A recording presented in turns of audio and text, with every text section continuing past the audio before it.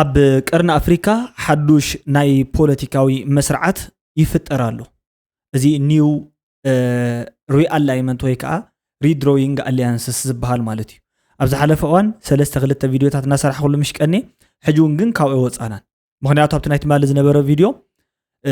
ሕቶ መንነትን ግዝኣትን ብዝብል ስታሊን ገብረስላሴ ንኣወል ስዒድ ብስልኪ ፀዊዑ ትማሊ ተዛረብካዮ ንብዙሓት ሰባት ይቆጥዖም ኣነ እኳ ይፈልጥ እየ ንምንታይ ኢልካ ከም ዝተዛረብካዮ ግን ከምኡ ኢልካ ከም ዘይትሓስብ ኣነ ኣብ ክንዲ ብፁሕ ውላድ ኮይነ ክምሕለልካ ክእል እየ ትብሎ ነገር እንተሎ ኢሉ ዝሃቦ ቃለ ምሕተት ንብዙሓት ሰባት ተገሪሞሎም ኣሎ ክሰምዕዎ ኢኹም ሕድሕድ ምክሳስን ምስ ሰሓባ ውሽጢ ትግራይን ዘሎ ይረአ ኣሎ እዩ በዓል ሸዊት ገብረ እግዚኣብሔር ትግዚያዊ ምሕደራ ብፍላይ ከኣና ብጌታቸውን ብደብረ ጽዮን ልቡ ምስጠፍአ ትምሕደራ ትግራይ ማለት እዩ ክሳብ ሕጂ ሓዱሽ ስርዓት እንድሕር ዳኣ እንተዘይመፅዎሲ ኣብ ዘለዎ ወይ ድማ ንትግራይ እውን ሒዝዋ ዘብቅዓሉ ግዜ እምበር ዝትንሳኣሉ ግዜ ኣይኮነን ዝብል ሞገት ኣለዎም ድሕሪ ፕሪቶርያ ዝመፅእ ሓዱሽ ምሕዝነት ኤርትራን ትግራይን ብዙሕ ግዜ ማለት እዩ ሓደሽቲ ምዕባለታት የርእዩ እዚ ከዓ ብዛዕባ መትከል አንጻር ፌደራል መንግስቲ ክቀራረቡ ምርኣዮም ንብዙሓት ሰባት እውን የገርሞም እዩ ኣብዚ ጉዳይ እዚ እቲ ዝተገብረ ምሕዝነት ምስ ፀላእትና ስለ ዝኾነ ናይ ፀላእየ ፀላኢ ኢነሚ ኦፍ ማይ ኢነሚ ፈታውየ እዩ ብዝብል በዓል ውፉይን ሰልጠነን ከዓ ኣብዚ ጉዳይ እዚ በዓል ደሳለ በረኸት እውን ሓዊሱ ኖ ንሕና ምስ ሻዕብያ ዝኾነ ይኹን ፅምዶ ዝገብር ሰብሲ ምሳና ምንም ዓይነት ርክብ የብሉን ማለት እዩ ብስሩ እውን ከምዚ ዓይነት ነዚ ጉዳይ እዚ ሲ ብቐሊል ጉዳይ ንሪኦ ኣይኮናን ዝብል ጉዳዮም ተዛሪቦም ኣለዉ ናይ ቀዳማይ ሚኒስተር ዶክተር ኣብይ ኣሕመድ ናይ ትማሊ ዘረባ ከዓ ብዛዕባ እቶም ድሕሪ ሕጂ ክመፅኦም ቅድሚ ሕጂ እውን መፅኦም እዮም እቶም ዝዛረቡ ዘለዉ ክጠፍኦም ይብሉና ንሕና ግን ኣይንጠፍእን ኮሪደር ልምዓትን ካልኦት ናይ ልምዓት ምንቅስቃስን ካብ ዝለዓለ ደረጃ እዩ ዝርከብ ዝብል ዘረብኡ ከም ዓብዪ ዓወት ዝጥቀመሉ ዘሎ ማለት እዩ ታሪኻዊ ቂም ናይ 1970 ኣብ መንጎ ሕወሓትን ኣብ መንጎ ሻዕብያን ዝነበረ ጉዳይ ኣልዒሉ ካብ ዝተዘረበ ናይ ቅድሚ ሕጂ ቪድዮ ሕጂ ንምንታይ መፅኡ እንታይ ከ እዩ ነይሩ ታሪኻዊ ቃል ዝብል ብስውእ ኣይተስዩ መስፍን ዝተዘረበ ዘረባ ከም ዘለዎ ኮይኑ ማለት እዩ እዞም ኩሎም ጉዳያት ኣብዚ ናይ ሎማዓንቲ ጉዳይ ሒዘልኩም መፅእ ኣለኹ ማለት እዩ ስለዚ ነዚ ቻናል እዚ ሓደሽቲ እንድሕር ዳ ኮይንኩም ሲ ሳብስክራይብ ምግባርኩም ኣይትረስዑ ክብለኩም እየ ዝደሊ ወል እንድሕር ዳ ነባራት ኮይንኩም ድማ ሃናፃይ ዘበለ ርእቶታት ፅሕፉለይ ሰባት ኣለዉ ሕጂ ናይ ገብረ እግዚኣብሔር ተስፌ ሃናፂት ርእቶ እያ እንድ ሕቶ ከዓ ምምላስ የድልያ እዩ ሰላም ሽደን ሓሳባትካ ንዓይ ላንጋላንጋ እንዲዮም ግን ብዙሓት ቁም ነገር ኣለዎም እንዲዮም ግን ኣብ ጉዳይ ፅምዶ ብዙሕ ትብል ኢኻ ሻዕብያ ይእምንን ትብል እወ እሱ እውን ንዓና ይኣምንናን ግን ሓደ ኣብነት ክበካ ኣንበሳ ክበልዓካ ይመፅእ ኣሎ ካብኡ ንምምላጥ ትጎይ ኣብ ቅድሚት ሓያል ውሕጅ ኣሎ ዶቴልካ ኣንበሳ ክበልዓካ እዩ ዘኢልካ ናብ ውሕጅ ተኣቲኻ ውሕጅ ክልተ መማረፅ ኣሎ እቲ ውሕጅ ኣጋፊዑ ፃካ ወይ ዝተሓዝኦም ሒዝካ ትተርፍ ኣብ ኣንበሳ ግን ሓንቲ መማረፅት እያ ዘላ ንሳ እውን ምብላዕ ትብል ናይ ገብረ እግዚኣብሔር ተስፌ ሓወይ ርእቶ እያ ኣነ ከም ርእቶ ብጣዕሚ ሃናፂት ርእቶ እያ ናይ ብሓቂ ንምዝራብ ማለት እዩ ግን ኢለው ናይ ኮንኩን ክዛረበላ ተወሳኺ ዘረባ እየ ዝዛረበላ እቲ ሓንቲ ትክክለኛ ዘረባ ኢኻ ተዛሪብካ ግን ትውሕጅ ከዓ ይወስደካ እውን ኣለዎ ኣብኣ ዘይተዛረብካላ ሳልሰይቲ ግድፈት ኣላ ትውሕጅ ከዓ ይወስደካ ኦም እንተሒዝካ እዩ ተረኺብካ ይኮንሱ መማረፂ ተልዩ ወይ እምበር ርግፀኛ ትኾነሉ ናይ ማራፂ ኦልተርናቲቭ ኣይኮነን ሓቂ ዶ ኦም ተረኺብካ እዩ ተጋፊዕካ እዩ ዘይከገፍዓካ ይኽእል ክወስደካ እውን ይኽእል ሓደ ንሱ እዩ ካልኣይ ግን ናይ ብሓቂ ንገረዝ ገይር ሓወይ ዝሓተካ ሓቶ ማለት እዩ ናይ ብሓቂ ሲ ትግራይ እዘን ክልተ መማረፅታት ጥራሕ ድን ዘለዋ እዚ ሲ ኣብ ሎጂክ ፎልስ ዳይለማ እዩ ዝበሃል እንታይ ማለት መስለካ ፎልስ ዳይለማ ሓወይ ናተይ ወይ ከዓ ንኻልኦትኩም እውን ከምኡ ተመሳሳሊ መማረፅታት እንተለዉ ንዝኾነ ኣካል ግን ናብ ዝኾነ ነገር ክትመርሖን ክትወስዶ እንድሕር ዳ ደሊኻ መማረፅታት ከምዚ የለውን ኣዝዩ ሓደገኛ ከም ምዃኑን ጌርካ ናይ ምርኣይ ከይዲ ማለት እዩ ሕጂ መማረፅታት ትግራይስ ኣለዋ ዶ ነቲ ሕጂ ዘላቶ ብድሆ ክትወፀሉ ትኽእል ዝብል እዩ ሳልሳይ መንገዲ ዝስዕብ እዩ ምክንያቱ እቶም ክልተ መማረፅታት ታዮም ፖለቲካዊ መፃወድያ ካብዚ ዘሎ ፖለቲካዊ መፃወድያ ወፃኢ ክትእሰርን ክትነብርን ዘኽእላ ክትሰዕርር እንድሕር ዳ ኮይና ማለት ከይትእሰርን ዝገብራ እንድሕር ዳ ኮይኑ ሳልሳይ መማረፂ ምርካብ ኣዝዩ ኣገዳሲ እዩ እቲ ቀንዲ ብድሆ ፌደራል መንግስቲ ከይተዋጋእኻ ብኤርትራ ድማ ከይተጠለፍካ ከመይ ጌርካ ትቕፅል ዝብል እዩ እዚኣ እታ ፕሮብሌም እያ ፌደራል መንግስቲ እውን ኣይትዋጋእን ኢኻ ብኤርትራ እውን ኣይትጠለፍካን ኢኻ ብኸመይ ጌርካ ትዋጋእ ዝብል እዩ ብኸመይ ጌርካ ክትቕፅል ወግእ እንተኮይኑ እውን እንታይ ዓይነት ወግእ ክተካይድ ኣለዋ ትግራይ ሳልሳይ መማረፂ ማለት እዩ ትፎልስ ዳይለማ ዘይኮነስ እቲ መማረፂ ክዛረበሉ ኣነ ማለት እዩ ነገረ መንገዲ ሓደ ውሽጣዊ ሓድነት መረጋጋጽ ቀሊል መንገዲ እዩ በቃ ቀሊል መንገዲ ሩል ኦፍ ሎው ኣብ ውሽጢ ዓዲ ሓደጋ ነቲ ካብ ዘይኮነስ ካብቲ ውሽጣዊ ምክፍፋል ሕድሕድ ምሰሓብ ጉጅለ ደብረጽዮን ጌታቸው ረዳ ወዘተ ዝበሃል ጉዳያት ምሸሎ ነዚኣቶም ሲ ከተረፍ ዝኽእል ማለት እዩ የተፈታሕ ኣብ ክንደ ፖለቲካ ውድባት ሕወሓት ጥራይ ዝተመርኮሰ ኣመራርሓ ናይ ኩሎም ተዋሳእቲ ምሁራት ተቃወምቲ ውድባት መራሕቲ ሃይማኖት ዝሓቆፈ ሽማግለ ዓደታት ዘለዎ ቤት ምኽሪ ዓበይቲ ዓዲ ምጥያሽ እዚ ድማ ትግራይ ካብቲ ውድባዊ ጥፍኣት ከድሕና ይኽእል እቲ ውድብ እንተጠፊኡ ኣትሊስት እታ ዓዲ ክትድሕን ትኽእል እያ ማለት እዩ ወይ ከዓ ኣትሊስት ማለት እዩ ኣትሊስት እዚ ሓደ መማረፂ እዩ ንሱ ክጠፍእ ከለኹ ሒዘኩም ክኸድ ዝብሎ እዩ ካልኣይ ከዓ ስትራቴጂካዊ ሻራውነት ዝበሃል ማለት እዩ በቲ ሓደ ወገን ሲ ስትራቴጂክ ኒውትራሊቲ ዝበሃል ኮንሴፕት ኣሎ እንታይ ማለት እዩ ትግራይ መንጎ ኢትዮጵያን ኤርትራን ዘሎ መስሓብ ከም መጋፈፂ ወይ ከዓ በፈርዶን ክትጥቀመሉ ብፍጹም ተኣምር እዩ ዘይብላ ምስ ኤርትራ ምስ መንግስቲ ኤርትራ ስትራቴጂካዊ ምሕዝነት ጽምዶ ምፍጣር ንፌደራል መንግስቲ የቆጥዕ ጥራይ ዘይኮነ ንኤርትራ እውን ካብ ውሽጢ ኢትዮጵያ ኢዳ ክትሕውስ ዕድል ዝህብ ጉዳይ ዘይኮነ እዚ ማንም ሰብ ዝፈልጦ ስለዚ ምስ ህዝቢ ኤርትራ ጥራይ ህዝቢ ምስ ህዝቢ ርክብ እንድሕር ዳጌራት ዝምድና ፒፕል ቱ ፒፕል ዝምድና መሓዝ ካብ መንግስታዊ ወታደራዊ ውዕላት ወዘተ ግን ርሒቃት ትቁጠብ በቃ ይከኣል እዩ ማለት ይከኣል እዩ ህዝቢ ንህዝቢ ርክብ ብዝብል በቀሊሉ እንተተኻይዱ ማለት እዩ ተኻልኦት ዝገብሮ ምስ ፌደራል መንግስቲ ካብ ክንዲ ወታደራዊ ግጭት ሕገ መንግስታዊ መሰላት በሰላማዊ መንገዲ ምሕታት ፕሪቶሪያ ሙሉ በሙሉ ንኽትግበር ብዲፕሎማሲያዊ ጸቕጢ ብሕብረት ኣፍሪቃ ኣህጉራዊ ማሕበረሰብ ብጠቕላላ ማለት እዩ ብዘለዋ ብደቃ ኣቢላ ብዲያስፖራ ውፃእ ዓዲ ብዝግበር ዝነበረ ምንቅስቃስ ኣቢላ እቲ ውዕል እዚ ንክፍፀም ምግባር እዩ መበል ሳልሳይን ዘይተርፍን ጉዳይ ግን ኣብ ገዛ ሰብኣይን ሰበይትን እንታይ የባእሶም ቁጠባ ኢኮኖሚክ ሰልፍ ሪላያንስ ዝበሃል ኣሎ ማለት እዩ ሕጂ እንታይ ማለት እዩ ቁጠባዊ ዓርሰ ምትእምማን የብልናን ዲያስፖራ ትግራይ እቲ ኣብ ወፃእ ዘሎ ዓብዪ ዓቕሚ ሰብ ገንዘብ ናብ ህንፀት ትካላት ንእሽቶ ፋብሪካታት ንኽመፅእ ምግባር ግብርና ቴክኖሎጂ ትግራይ ብውሕጅ ሃብቲ ማይ ብኸመይ ንርእሳት ምግብ ትምህርቲ ከመይ ገራ ተማዕብል ቴክኖሎጂያዊ ስራሕቲ ኣግሪቴክ ትኩረት ምሃብ እዚኣቶም ንሕር ዳጌራ ኣብ ውሽጣ ጽቡቕ ሰላማዊ ናይ ስራሕ ምዕባለታት ገስጋስ ንሕር ዳጌራ ማለት እዩ ካልኣይ ኣህጉራዊ ዲፕሎማሲ ዳይሬክት ኢንተርናሽናል ኢንጌጅመንት ትግራይ ጽምዳ ብቐጥታ ናብ ዓለም ከም ዝስማዕ ምግባር ድምፃ ማለት እዩ ንሕብረት ኣፍሪቃ ከም ዓቃቢ ስምምዕ ፕሪቶሪያ መጠን ክትከሰስ ትኽእል እያ መጠቃለሊ እዞም ኩሎም ዘለዉ ጉዳያት ናይ ውሽጢ ቤታት ተተፅርስ ትግራይ ክትፈትሖ ነይራ እያ እቲ ጉዳያት ዝብል ናይ ሎም ማዓንቲ ናይ ሓንሳብን ናይ መወዳእታን ጉዳይ ቅትል ቅትል ኣቢለ ደርበየ ኣለኹ ማለት እዩ ድሕሪ ደጊም እዚ ትግራይ መዋፅእ የብላን ፎልስ ዳይለማ ተሸኺልና ኢና ንነብር ክልተ መማረፅ ጥራሕየን ዘለዋና ዝብሉ ከምዚ ናይ ዝርእቶ ሓወይ ማለት እዩ ኦፍ ኮርስ ክመስል ይኽእል እዩ ኣይመስልን ኣይብልን እየ ካሴ ትኩእ ጽምዶ ብወገን ህግደፍ ዝብኢ ክሳብ ዝደለወ ይሕንክስ እዩ ብወገን ህዝቢ ኤርትራ ኣይብልን ዘለኹ ህግደፍ እቲ ህዝብን ዝተፈላለዩ ንዮም ንዓና እንተጋሩ ማለት እየ ዝብል ርእቶ ከዓ ኣለዎ ጎይቶኦም ማሩ ሰላም ንዓኻሽደን ጅግና ጽንዓት ይሃብካ ምስቶም ሰማዕትኻ ከማኻ ዝበሉ በላሕቲ ደለይቲ ሰላምን ናይ እዞም እክያት ብዘይ ኩናት ክነብሩ ዘይክእል ህዝብና ከጥፍእዎ እዮም ደለይቲ ሰላም እውን ንዝሕል ኣለና ሓቀኛ ጽምዶ ኣንጻር ኩናት ድምፂ ከስምዕ ኣለና ብሕጂ ዝጅመር ኩናት ደው መበል የብሉን ኣባጓይሉ ሰይጣውንቲ እዮም ኣብ ነስሓ ተስፋ ዝቆረፁ እዮም ኣብ ንስሓ ማለት እዩ መራሕቲ ግደፍን ሕወሓትን ሲ በቃ ኣሪጎም እዮም ተእርጋኖም ከዓ ብከምዚ እዮም እልልታ ሰብዓ ትህቦት እንተናኮ መግለፂ የድስእነሉ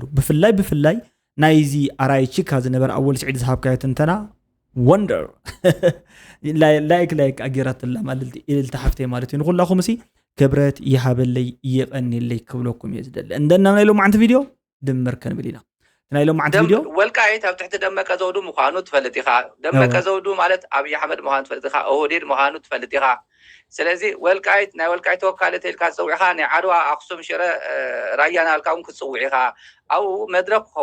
ክኸውን ተሎ ንምንታይ ጥንቃቐ ዘይገበርኩም ሕጂ እንታይ እዩ እዚ ዴሊበሬትሊ እዚ ናይ መንግስቲ ኤርትራ ቅዋም እዩ ምዕራብ ትግራይ ሲ ከም ናይ ኣምሓራ ገይሩ ዝርዮ ምዕራብ ትግራይ መንግስቲ هاي بتغرينا تزاريبني أما ذا خمس دقيقة بمحكينا تزاريب اللي دايما دايلو تقبرون أجر عندي حد يرقينه ردي خاني يجا هاي تسب مرة ما أتم ذا خمس عشر طيب هذا ما سالين نجرا كي خمس جمرتها عندي حد كيجا عشي سكوينه نادي خمس دم نزيد اللي قريتها حاطلو غالي شكر له عيقونا زوج أجاجيل ጌጋን ተኾይኑ ይቅርታ ካሕተል እወዘተ ጌጋን ፈረቃን እንዲት ጌጋ ካትፈልጠኒ ግን እንታይ ይኽብል ጀሚሩ መሲልኩም ደይ መደይሉ ዝገበረ ተኾይኑ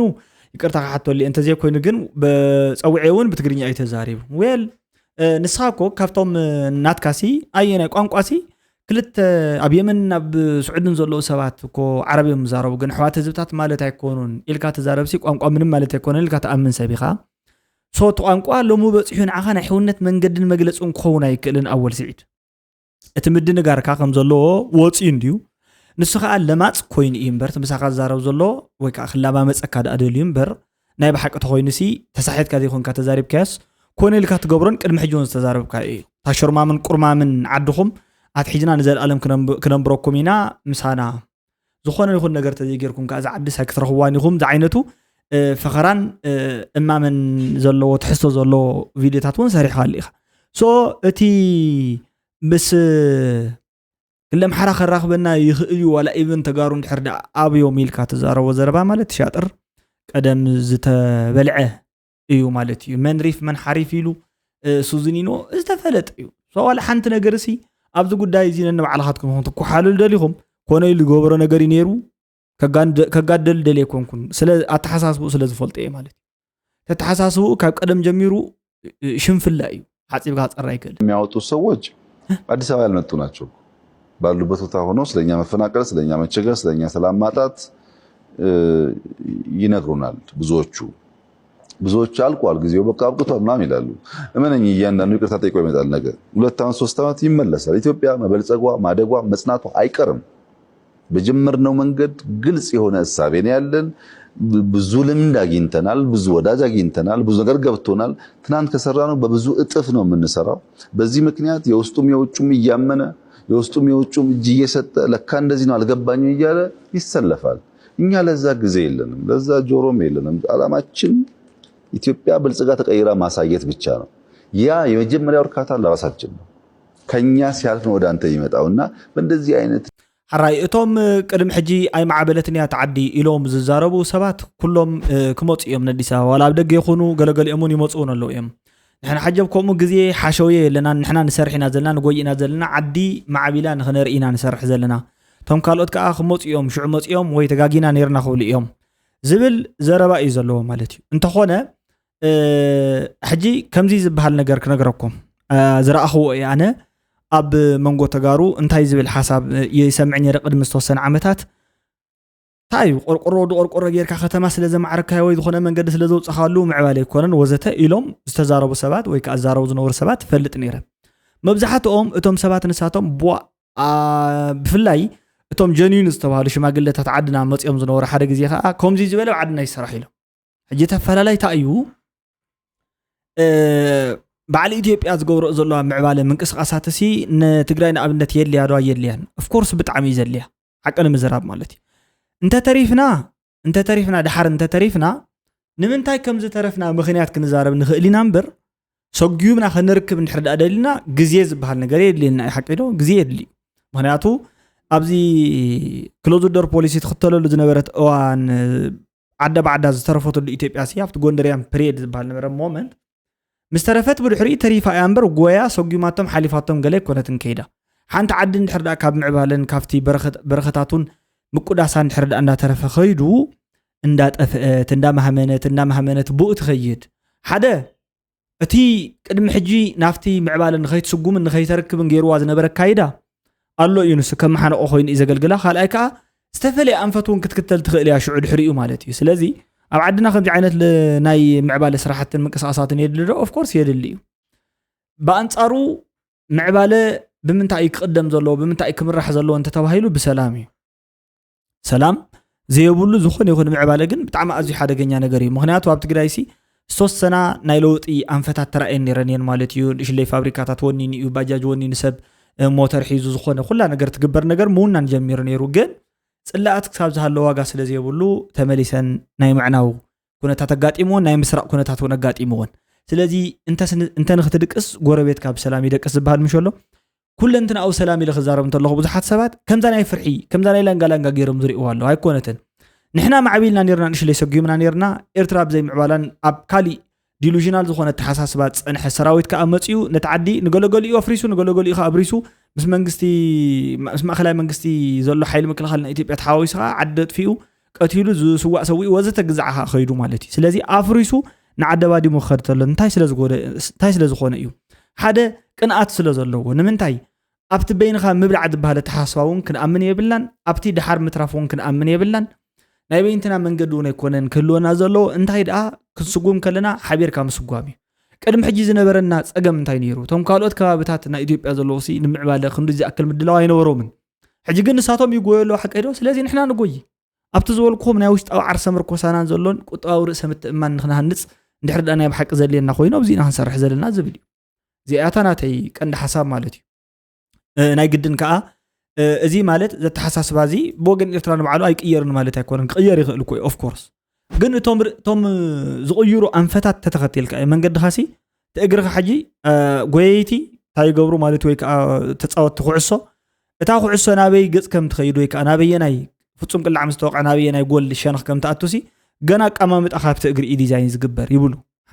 ሓቂ እዩ ማለት በቲ ናይ ስፖርቲ ትኽክል እዩ ዳይሬክሽን ኣበይ ኮይንካ ኣጠማምታኻ ከምዚ ኢልካ ተወቅዕ ዘለኻ ናይ ሰውነትካ ቀወማ ገለ ሓቂ ዶ ልክዕቲ ምዕባለናትና እውን ከምኡ እዩ ትፅምዶውን ከምኡ ይኸውን ነይርዎ ተቃወሙኡስ ናበይ ገፁ እዩ እኮ ናተይ ተቃወሙ እኮ ዘይመቸወኒ እምበር እቲ ሰላማዊ ናይ ህዝብን ርክባት እኮ ይኾነን ዘይመቸወኒ ኣነ ጠጠው ባህሉስ ናበይ ገፁ እዩ እዩ ማለት ትርክብ እናተገብረታ ኩዕሶ ሙቃዕ ይተርፋን እዩ ግን ናበይ ገፅካ ኮይንካ ሰውነትካ ናበይ ፖዚሽኑ ናብ ናይ ሰላም ኣንፈት ወይስ ናብ ናይ ጥፋት ኣንፈት ናብ ናይ ጥፋት ተኮይኑ ንምጥፋእ ክሳብ ክንዲ ዝኣክል ምትላም ኣድላይ ኣይኮነን ኢና ብኸመይ ኢኻ ንኣብይ ትድግፎ ተባሂሉ ሞገስ ስምዑ ወስከ ዘይቅበል እሞ ከዓ 2 ሚልዮን ህዝቢ ኣጥፊና ወደብ ክንመልስ ዝብል ምስኡ ሓቢርካ ምስራሕ ፀገም የብሉን ድዩ ንልኡላውነት ኤርትራ ዘይኣምን ኣብይ ደይኮነ መጀመርያ ኢሳያስ እዩ ልኡላውነት ናይ ኤርትራ ደፍረሰ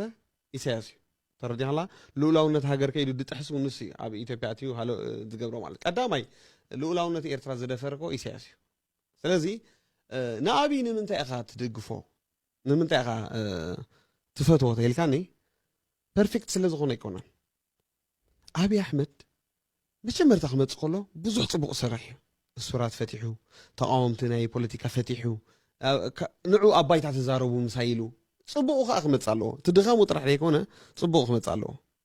ኢቨን ምስ ኤርትራ ዝነበረ ሰላምታ ዝተኸፈተት ባዕሉ ይኸፊትዋታ መገዲ ብዙሕ ሰብ ተጣፊኡ ዝነበረ ተራኺቡ ተረዲኽና ኣብቲ ሓወይ ኣብቲ ፅቡቕ የድብሎ ኣብቲ ወራይ ፅቡቕ እዩ ግን ኣነ ማለት ትዝበልካዮ ከም ኣሉታ ዝርአ ነገር ኣይኮነን ከም ፅቡቕ ነገር ዝርአ ናይ ዶክተር ኣብይ ማለት እዩ እቲ ከም ሓሶት ዝረኣኽዎ ካባኻ ግን ኣነ ኣይሕሱን እየ ኢኻ ትብል ማለት ኣማኒ ወንጌል እየ ኣይሕሱን እየ ብጎይታ እየ ኣይሕሱን እየ ማለት ሓሶት ሲ ኣባና የለን ኢልካ ኢኻ ትዛረብ ግን ኣነ ክትሕሱ እየ ዝሰምዓካ ዘለኹ እንታይ ኢኻ ትሕሱ ዘለኻ ከዓ መሲልካ ትዝደገፍካሉ እዚ ምክንያት ንስኻ ኣብ ኢትዮጵያ ትነብር ሰብ ኣይኮንካን ኦፍ ኮርስ ኣብ ኣሜሪካ ገለ ኢኻ ትነብር ግን እንታይ እዩ ኣብ ኤርትራ ሓንቲ ናይ እምነት ወንጌላውያን እምነታት ማለት እዩ ኣብቲ እምነታት እሲ ሓደ ኣካይዳ ኣሎ ኣብ ኤርትራ ማለት እዩ ትስደድ ኢኻ ትቕፃዕ ኢኻ ትውቃዕ ኢኻ ትረመሉ ኢኻ ትእሰረሉ ኢኻ ኣብዚ ግን ነዞም ከምዚ ናይ ሞገስ ዓይነቱ ሃይማኖት ዝኽተሉ ሰባት ማለት እዩ ጥጡሕ ዝኾነ ባይታ ኣለዎም ብፍላይ ከዓ እቲ ሰብኣይ እውን ማለት እዩ ዋላ ኢቭን ካብቲ ሽሙ ጀሚርካ እቲ ዘለዎ ኣካይዳታቱ ብምልኡ ናብኣቶም ገፅ ዝኸደ እዩ ማለት ወይ ከዓ እቶም ዋና ደገፍቲ ሲ ብኡ ገፅ እዮም ስለዚ ኣነ ዝድግፎ ዘለኹ ከምኡ ስለ ዝኾነ እዩ ኢልካ ኣብ ክንዲ ትዛረብ ማለት እዩ ከምዚ እንተበለ ከምዚ ገይሩ እንተዓረቐ ከምዚ ገይሩ ተበለ ጌጋ የብሉን ማለት ኣይኮነን ጌጋ ኣለዎ ግን ገለገለ ትብል ኢኻ እቶም ጌጋታት ገለ መለታት ገለ ዝበልካዮም ጌጋ ዘየብሉ ሰብ የለን ኦፍ ኮርስ ዋላ ሓንቲ ጌጋ ዘየብሉ ሰብ ወዲ ሰብ ኮይኑ ዝመፀ ፈጣሪና ኢየሱስ ክርስቶስ ጥራይ ካብ ሓጢኣት ወፃን ላዕሊ ተባህለ እምበር ጌጋ ዘየብሉ ሰብ የለን ስለዚ እታ ዘረባስ ንኸምዚ ኣይሉ እዩ ዝድግፎ ኣነ ማለት ዘይነግረኩ ምሕፅ ረቢ ኢለ ጃለ ዝበሃልካ ወራጃለ ዝብሎ ናብ ፀላኢ ዝኾነ ናብነት ብዛዕባ ትግራይ ምስ ክንዛረብ ፀኒሕና ስለምንታይ ብዛዕባ ትግራይ ብንጹርን ብዝተረረ መንገዲ ንገለፅ ኣለና ምክንያቱ ሻዕብያ ፀላኢ ናይ ዋላ ሕጂ ናይ ውፉይ ቃለመጠይቕ ሰምዕ ነይረ እንታይ ዝበለ ውፉይ እውን ምሻዕብያ ዝዛረብ ምሳይ ዘረባ የብሉ ኢሉ ዓፂዋ ትኽክል ኩሉ ደላይ ፍትሒ ከምኣ ይኽብል ዘሎ ምሻዕብያ ዝዛረብ ሰና ዘረባ ይብሉ እንታይ መዓም ኣለኩም ለካ ዝኾነ ሰብ ዓሙ ዘይበልና ኸይና ዲና ክንነብር ፅምዶ ዝድገፍ ዘይኮነስ ሓቢርካ ተጥፎ ነገር እዩ ሓቢርካ ተጥፎ ነውር ናይ ትኸበል ሻዕብያ ስለ ዝኾነ ተቐንዲ ንሕና እኮ ምስ ሻዕብያ ዝመኸረስ ምሳና ኣይዛረብን ንመሓር ፈትዎ እኮ ምስ ሻዕብያ ተመኺሩ ግን ምሳይ ክዛረብ ኣይክእል ነቶም ካልኦት ንፈትዎ እኮ ናይ መትከል ጉዳይ ፖለቲካ ዲፈረንስ ምስ ሻዕብያ ዝመኸረ ሰብ ይብለካ ኣሎ ምሳይ ይዛረብ ስለዚ ምስ ሻዕብያ ዝመኸረ ሰብ ምሳይ ክዛረብ ኣይክእል ምሳኻ ክዛረብ ኣይክእል ተወዲያ እኮ እዚያ ስካብ ሞቲና ንኸዳ እንተይልና ንማንም ሰብ ገበን ኮይና ትስምዑ ይኽእል ኣነ ፀረ ፅምዶ ክበሃል ኣይከኣል ምሻዕብያ እንድሕር መክሪካ ምሳይ ተዛረብ ፀረና ኮንካ ባዕልኻ ደረተ እየ ዝሕሉ ዘሎ ድድሕር ናቱ ኣክሽን እየ ሪኣክሽን ዝብል ዘሎ ፅምዶ ዝብል ናይ ሻዕብያ ምክሪ ምስ ኣክሽን ምስ ወሰደ ኣብቲ ናተይ መትከል ኮይነ ኣብቲ ናተይ ዞን ኮይነ ምላሽ ይህብ ኣሎ ኣብዪ ኣሕመድ ንኤርትራ ሒዙ እናንተ ነይሩ ሕጂ ብሓፂሩ ማለት እንታይ ዝብል ዘሎ እቲ ሪኣላይመንት ይኹን እቲ ዝግበር ዘሎ ነገር ሲ ብፍላይ በቃ ፀላኢና እዩ ኢልና ሓንሳብ ንመወዳእታን ስለ ዝሓዝናዮ መትከልና እዩ ምስኡ ዝዓረቐ ዝኾነ ይኹን ሰብ ዋላ ንፍተዎ ምሳና ብድሕሪኡ ርክብ የብሉን ዝብል እዩ ምስክል ንኽልተ ጎይቶት ክግዛእ ኣይክእልን እዩ ተተገዚኡ ወይ ምሳና እዩ ወይ ከዓ ምስ ካልኦት ክኸውን ኣይክእልን ዝብል እዩ ሕጂ ኣብዚ ኣነ ሊትል ቢት ሪጅዲቲ ይረአየኒ እንድዩ ማለት ድርቅና ይረአየኒ ኣሎ እዩ እቲ ድርቅና እንታይ እዩ ሓሳባት ክቅየሩ ይኽእሉ ምትዕርራያት ክህሉ ይኽእል ወዘተ ገለ ዝበሃል ይፈልጥ እየ እቶም ምትዕርራያት ግን ከም ዝበሎ ብፍላይ ኣብቶም ፕሪንሲፕላት እንድሕር ዳ ኮይኖም 1 ሚልዮን ዝኣኽሉ ፕሪንሲፕላት የለውን ውሕዳት ፕሪንሲፕላት ኣለዎ 1 ሚልዮን ዝኣኽሉ ሜቶዳት ግን ኣለውን ሓደ ስራሕ ንምስራሕ እቶም ፕሪንሲፕላት ዝፈለጠ ሰብ ከዓ ከም ድልየቱ ክገብር ይኽእል ፕሪንሲፕል በቲ ሓደ ወገን ቅዋም ማለት መትከል ማለት ከዓ ንስኻ እዚ እዩ ናትና ቅዋም ናትና ተሓሳስባ ናትና ካይዳ በዚኢና ኣብዚ ተተኺልና ኢና ንነብር እንድሕር ዳ ኢልካ እዚስ ንዓናስ ማለት እዩ ንየማን ንፀጋም ክነብሎ ዘይንኽእል ወሳናይ ዝበሃል ረቋሕን ቀያራይ ዝኾነ ነጥብናን ኢልካ ዘውፅኻዮ ከዓ ክትክተሎ ትኽክል እዩ እንተዘይ ተኸቲልካዮ ስወይ እንዳገበርካ ባክ ኤንድ ፎርዝ እንዳገበርካ ከም ፔንዱለም እትገብሮ ምንቅስቃስ ኣዝዩ ሓደገኛ እዩ ማለት እዩ ኤርትራ ክንሕድገ ኢና ሓሲ ብዕውነት ብፍቕሪ ክነሽንፎ ኢና ትፅልኢና ንዘለና ሓነ هو بيل هزوم حارة خشفت فنا خلا هذه هزوم حارة زوكله عتق فانا الله تماله فانا تاينيرو أخذكم من قارة يدليكم من نايت مالي بتمالي هو دا لو ممكن صار أي حمد يزكال السلام هزوم حارة خوت يزكال السلام هزوم حارة زمرت عايز مرت أنا شيخ هذا التشخيل كامل وارد بحال نجر يلا حراي هزوم حارة زمرت أنصحت مرت تغليخا هزبت جراز مرت أجن هزوم حراي مرت أنزل حجاب حجي ساعات صار له فلالاي ناتكا يبلكا كله زوم قدم حجي سيل كيام زنبركا حساباو زخونه دغفتن تقاومتن زبحالو حفتي غلتولم نبركا بمولهم افت غزي وغرينا يومينا خلا ننصحلا انيرا تصويرهم يمنيرم سلاز تصويرهم كنحدغو اينا غلوالا انتبلك حجون انا انتا يبل نرخت بليخا ما اخات حقون زلخا اسم زبحال ነገር ይሁሉን እዞም ኃይልታት እዚአቶም መሰረታው ዝኾነ ናይ ስልጣን ውድድር ናይ ሃፍቱ ውድድር ናይ ዓድነት ውድድር ንሕና ናይ መንግስትነት ብሄረ መንግስትነት ናይ ምህናጽ ታሪኽ ከዓ ብፍላይ ማለት ናይ ምትዕድዳግ ዘይኮነ ናይ ምክብባር ናይ ምውራስን ዘይኮነስ ናይ ምትሕድዳግ መንፈስ ዘለዎም ከባቢታት ኢኻ እንዳኸድካ ከምዚ ተገበርኩ ትብል እወ ሰላም ንኽትገብር ክሳብ መማረጽ ዘይብልካ ሰላማዊ መንገዲ ጌርካ ምስትዋላት በኣሰ ጎረቤትካ እውን ሰላም እዩ ዝድለ ኦፍ ኮርስ እንተ ንሳቶም አልቲሜት ሓገዝቱና እዮም ዝብል ግን ንበዓልኻ ንስኻ ዘይኣመንካሉ ንርእስኻ ተጠራጢርካ ኣብ ውሽጥኻ ዘሎ ሓድነት ክተኣምነሉ ዘይከኣልካ ንስኻን ብርሃንን ንስኻ ልፍዓተይ ተስፋን ንስኻን ጌታቸው ረዳ እንተተረዳእኹም ሓንጎልኩም ተፈላለዩስ ምስቶም ካልኦ ዘለኹም ተሳኒኹም ክትነብሩ ጽቡቕ እዩ ከምዚ ዓይነት ዓይን የማናይን ፀጋም ዝበለ ተሓሳስባ ሕጂ ኣነ ይምስጠኒ ከመን ስኢለ ከመስሓቂ ይጥቀመሉ ማለት እዩ እስካን መዘናግዕ ማለት ታኣይ ዝኾን ዘሎ ንምባል እውን ክሓትት ይኽእል ማለት ዲሉዥናል እወስ ኢሉ ዝተዋጃበረ ዝበሃል ሓሳብ እዚ እዩ ከም ናይ እዚኦም ዝኣመሰለ እዚ ሕጂ ታኣዩ ተይልኩም ትዝዛረቡ ዘሎ ኣይፈልጥን ጥራሕ ግን በቲ ዋላ ናይ ክእለት ዘረባኻ ዘሎ ማይክሮፎን ሓዝሞ ከምዚ ዓይነት ዘረባታት ተዛረብ ርግአይ ትበል ስኢልካ ማለተይ ጋፕ ኣይተሃቦፍቲ ማእኸል ፖዚንግ ወርድስ ክህልወካ የብሉን መብዛሕትኡ ግዜ ዝሕሱ ሰብ ቶሎ ይዛረብ ማለት ክትፈልጦ ዘለኩም ማለት እዚ ናይ ሳይኮሎጂካል ቢሄቪየር ተሓሳስባ ባህሪ እዩ ቶሎ ዝዛረብ ሰብ ይሕሱ ቀሲሉ ዝዛረብ ሰብ ረጊዑ ዝሓስብ ልክዕ ከም ሰራሕ ጣውላ እዩ 10 ግዜ ልክዕ ሓደ ግዜ ይቆርጽ ቀሲሉ ይዛረቡ ትዘረባ ከዓ ኣብ መዓሉን ዘይመዓሉን ነረጋገጸ ይኮንና ሰምዒ ይዛረብ ዛስኢት ስኡልካ ስለ ዝበልካ ኣድማዕ ዝኾነ ዘረባ ትዛረበለኻ ማለት ኣይኮነን እሕዲግናዮ ከምዚ ክትብል ከለኻ ኣብቲ 2013 ዓመተ ምህረት እስከ ንድሕር ምልስ በል ሓወይናተይ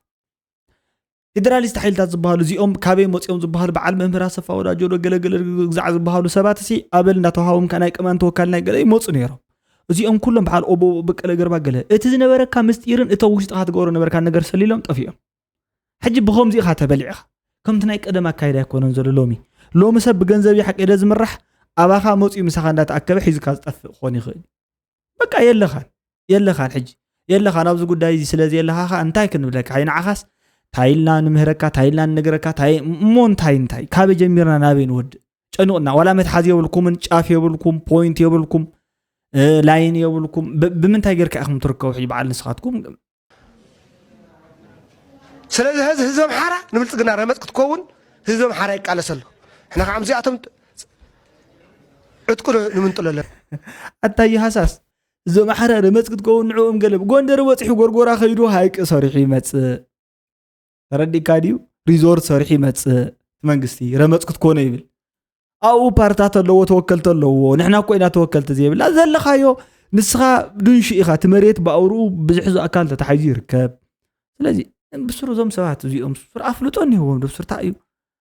I don't know even do they know what's happening really in the meantime while I'm speaking ማለት ታይንታ እዮም ዝዛረቡ ዞም ከም ዝበሉ ሰባት ካበይ ከኢኹም ኣሪኹም ተምፁልና ናይ ብሓቂ ማለት ሓደ ግዜ ይባሳጩን ይቆጥዑን መንፈሰይ ይባሳጩ لا إله إلا الله ስለዚ መንግስቲ ኤርትራ ልዕልሂ ህዝቢ ትግራይ ልዕሊ ትግራይ ዘሎ ይሰርሐሉ ዘሎ ሓንቲ ርግፀ ያ ኮይነ ዛራ ሻዕብያ መንግስቲ ኤርትራ ኣብ ታሪኹ ዋላ ዕጥቂ ቃልሱ ገይርዎ ዘይፈልጥ ንትግራይ ይገብራሉ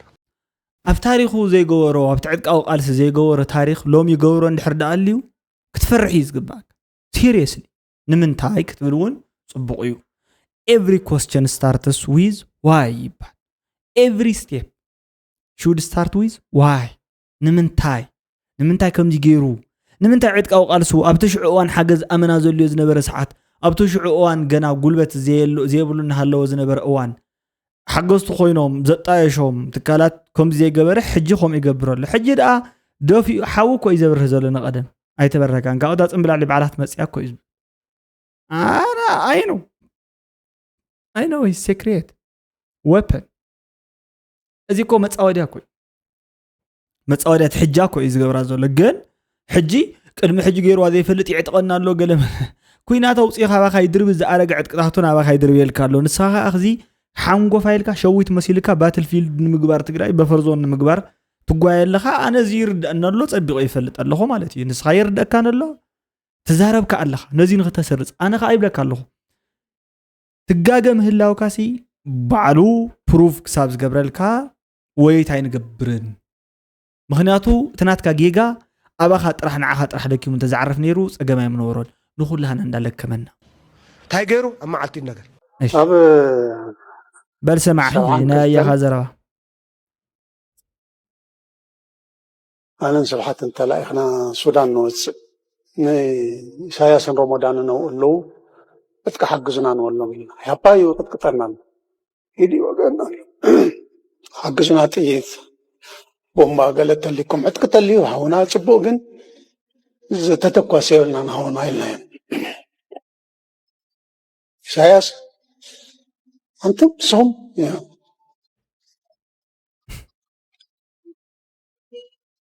ሳንኻ ማዕረ እግርኻ እዩ ዝበሃል ናይ ጫማ እዚኣ ማዕረ ተዘይኮይና ወይ ተእትወንን ወይ ካብኡ ሙሉእ ኣካል ሳንኻ ማዕረ እግርኻ እያ ትበሃል ካብ ማዕረ እግርኹም ዝሓለፈ ኩናት በሊዕኹም ኣብትብቲ ንዓኹም ዝኸውን ሓገዝ የብልና ሻዕብያ ይፈልጦ እዩ ማለት እዩ ታርገት ዝገበሮም ንባዕላ ባፅሓየ ንባዓስዩ መስፍን ባዓስዩ መስፍን ባዕላ ባፅሓየ ፅቡቅ ገይሮም ዝፈልጥዎ ተቕስዎ ነይሩ ቅድሚ ሕጂ ሻዕብያ ንመጀመርያ ኣይኮነን ጠሊሞም ንተጋሩ ንዖም እውን ባዕሊ እኮ ሰዊእዎም ቶም ናቱ ሰራዊት እዮም ቀትሎሞም ተረዲእካ ኮነ ኢሎም ማለት እዩ ኮነ ኢሎም ልቢ ክነቆስልና ገሊሎም ዝገበርዎ ናቶም በዓል ንሱ እዩ ንምንታይ ተልካ ምክንያቱም ዕንቅፋታት ኢሉ ዝሓስቦም ንሳቶም ስለ ዝነበሩ ቶም ናይ ሕጂ ዘለዉ ግን ግልባጥ ናይ ቅድሚ ሕጂ ዝነበረ ዘረብኦም ዛረቡ እዙይስ እዚ ሰብኣይ እዚ ማለት እዩ ሰብኣይ እዚ ትሪኦ ኣለኻ ዋላ ጠማምቱ ኣይቀየረ ዋላ ዘራርቦ ኣይቀየረ ተመሳሳሊ እዩ ካብ ቀደም ጀሚሩ ክሳብ ሕጂ ሓንቲ ዓይነት ሓሳብ እያ ዘላቶ ንሳ እውን ነጊረካ እኮ በቃ ንጉስ ናይ ኣዲስ ኣበባ ፕሬዚዳንት ናይ ምዃን ገፊ ዓዲ ናይ መሓዝ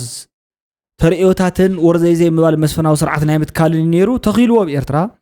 ኣብቲ ገፊ ኢትዮጵያ ተኸለ ዝሓስብ ነይሩ የተሳغዓሉ ናብ ኤርትራ ግን ተኺልዎ እዩ መስፈናዊ ስርዓት ማለት በቃ ንጉሰ ይኽሰስ ሰማይ ይሕረስ ደገይርዎ ካብኡን ላዕሊ የለን ብርዥዋዚ ሕጆን ጠሊሞሚ ኣብ 77 ለምሶም ጽውገው በገዝ ፍርቂ ሚሊዮን ዝኣክል ትግራዋይ ብጥም የጠፍዩ ዝሰምዖ ሲዩ ነበር ኢሳያስ ሰይጣን ምዃኑ ምስ ኢሳያስ ከም ዘይጽመድ ምስ ኢሳያስ ሰላም ከም ዘይመጽእ እንደ ግዜ ተቂስዎ እዩ ቀዳሞ ታርጌት ተገብሩኻ በዓሲ ይመስፍን በዓል መንኻትሎ ኣባስ ፈሓት ገለ መደድ አንታይ ባይሄሊኮፕተር ገይሮም ወሲዶም በአየር ገይሮም ኣሜሪካ መጽዩ ይሕከም ኣሎ ሳቶም ጸላቶም አይኮን على بعض هاي بعض سيم نزياتهم أطفي خاسي مس نزيهم زاد في سرعات حساب كي جبركا فتح غير غاب كاسس أموره كحدة كوي ولا نزياتهم كم تقلمهم زلوا بيزوي نزوم آياتهم نزياتهم يتقلمهم زلوا رفهم خال فتح غير غاب كاسي يسمى الدخيني كوميدي يسمى الدخين فتح غير غاب كاسي يسمى الدخين كوي كنجور اللي قبلنا نقدر نسوي له الحس ما يخري يخفايه بيتعمم بلا قدس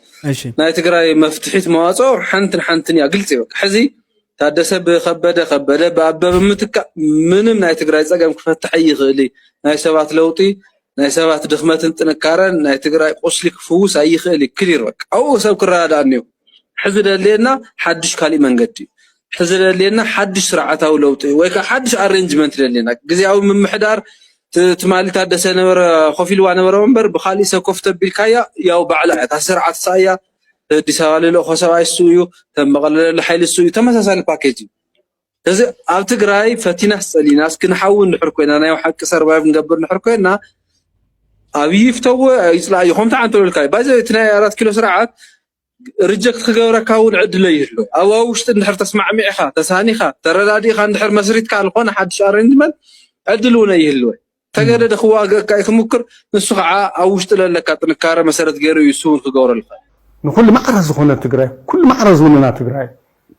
كريد اللعن مجمرة نجر أو جلس علمان أو جلس رأي تطوز ولا تجري كريد اللعن نابت فركم زلة تفلت على ما كدني تقميتا نفتح على ما السون من صح بيستقى على كل تقسكس فتنام كرا وركت تقط معود إنها تسأت كم كونتاتو تمشي قراتها نقالت نف تا علامات كرة تخيل بعلت علامة بعلت رأي بيزو حدش قوانقوا أو علامة نصرة تقرأي كرئدل كبر تدولي لقات اللي قوان حاطين تخليها تخالي تقع بعرف عنتو بخالي من قد قلس كايا كل زولنا تقرأي كرئدل الآن كل زولنا نقول اسمع عرات بالصحة واللي كان نقدنا درجة خلعي درجة صالحة درجة زبهل